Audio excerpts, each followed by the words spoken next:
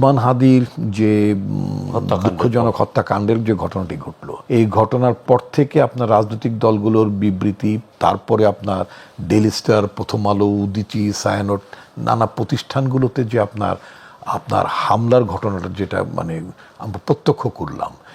সেখানে প্রশ্ন উঠেছে আপনার ল অ্যান্ড অর্ডার সিচুয়েশনের ইয়েটা, এফিকেসিটা, তারপর বাহিনীগুলোর আপনার সক্ষমতা, তাদের পারঙ্গমতা, অথবা তারা কতটা প্রোঅ্যাক্টিভ ছিল অথবা ছিল না, নানা ধরনের কথা উঠেছে।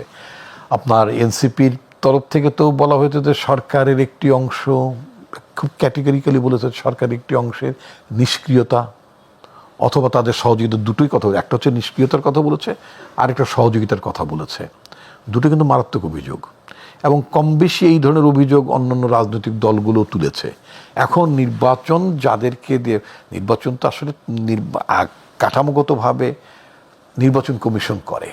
কিন্তু সেটাকে সহযোগিতা কে করে? সব প্রশাসন, সব স্টেটদের প্রশাসন, সোজা কথা প্রশাসন, সরকার। নির্বাচন কমিশনের অধীনেই থাকে, মানে নির্বাচন তফসিল ঘোষণার পর থেকে এন্টায়ার অ্যাডমিনিস্ট্রেশনটা নির্বাচন কমিশনের অধীনেই চলে যায়। কিন্তু রাজনৈতিক দলগুলোর কাছ থেকে অথবা অংশীজনদের কাছ থেকে কারুর যদি অভিযোগ এভাবে থাকে যে মানে সরকারের একটি অংশ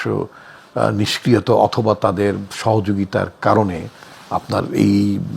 ঘটনাগুলো ঘটেছে, হামলার ঘটনাগুলো ঘটেছে, একটা দেশের আপনার ভিন্ন মত থাকতেই পারে,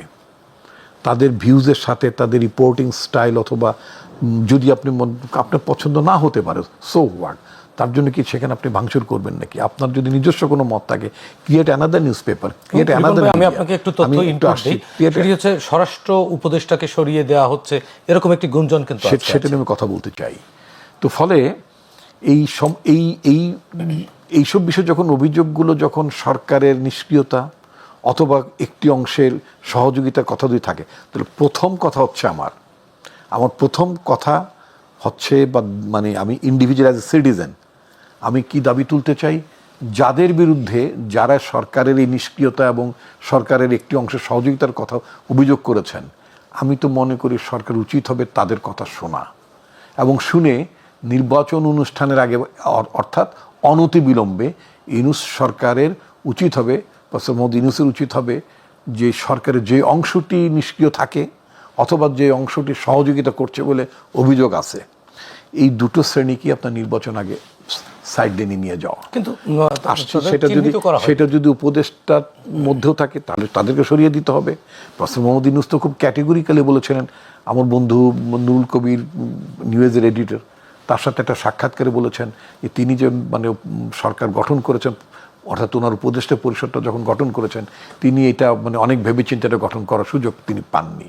এখন কথা হচ্ছে যে আপনার অলমোস্ট মানে 14-15 মাস পার হয়ে গেল, এর মধ্য থেকে যদি কারোর যদি আপনার সক্ষমতার অভাব পরিলক্ষিত হয়, তাহলে তো সারা পৃথিবীতে আপনার এটা মানে অ্যাডমিনিস্ট্রেশন চেঞ্জ পরিবর্তন আনার তো সুযোগ থাকে।